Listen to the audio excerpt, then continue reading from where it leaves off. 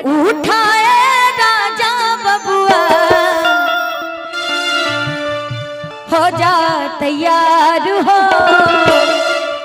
हमार माई बहन लोग गावेली जब तिलक चढ़े वाला रहेला तो सबसे पहले घर के माई बहन कहलिए बबुआ तनी तैयार हो जो जल्दी से तिलकहरू आ गइल बड़े ना तना लेट काहे करत रह।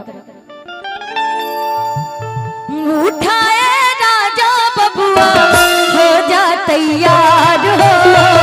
उठाए राजा बबुआ हो जा तैयार हो। दुअरा तिलकहरू अइले दुअरा तिलकहरू अइले चूमे लीला हो। दुअरा तिलकहरू अइले चूमे लीला हो। दुअरा तिलकहरू अइले उठाए राजा बबुआ उठाए राजा बबुआ हो जा तैयार हो। दुअरा तिलकहरू अइले दुअरा तिलकहरू अइले चूमे लीला हो। दुअरा तिलकहरू अइले चूमे लीला हो। दुअरा तिलकहरू आजू मिथिला नगरिया में हाल सखिया आजू मिथिला नगरिया में हाल सखिया। चारू दुल्हा में बड़का कमाल सखिया चारू दुल्हा में बड़का कमाल सखिया। दुअरे तिलकहरू अइले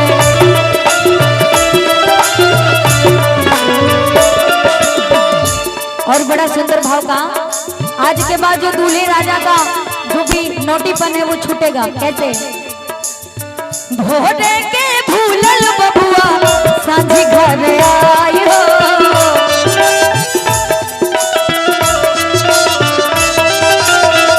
भोरे के भूलल बबुआ सांझी घर आई हो। भोरे के भूलल बबुआ सांझी घर आई हो। छूटल अब नैन मटका छूटल अब नैन मटका वाला जोहार हो। छूटल अब नैन मटका वाला जोहार हो। छूटल अब नैन मटका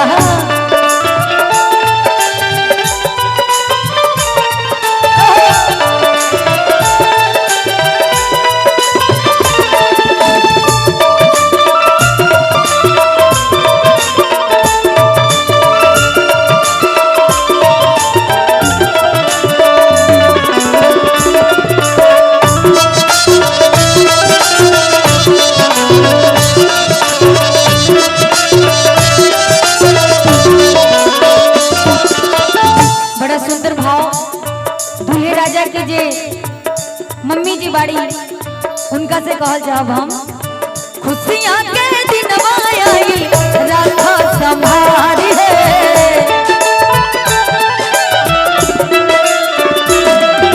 खुशियां के दिनवा आई राखा संभारी है। खुशियां के दिनवा आई राखा संभारी है। काजल लगा दे अम्मा काजल लगा दे अम्मा गलिया उघार है। काजल लगा दे अम्मा गलिया उघार है। काजल लगा दे अम्मा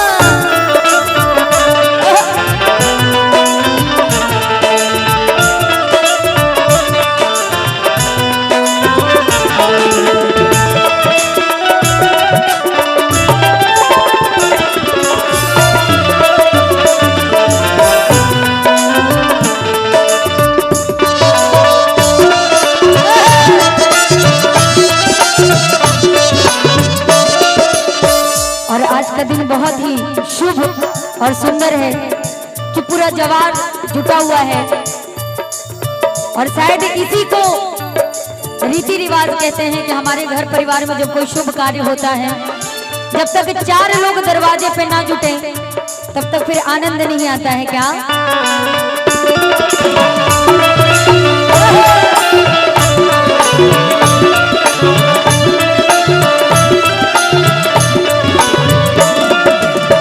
राजा जनक जी अइले दशरथ द्वार हो।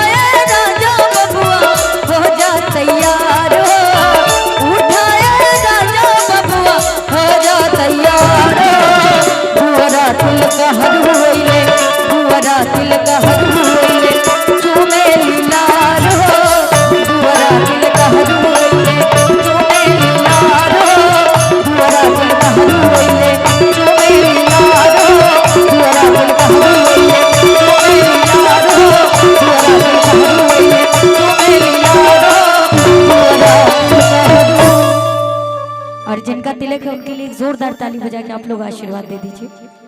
और हम चाहेंगे कि आप लोग आ जाइए।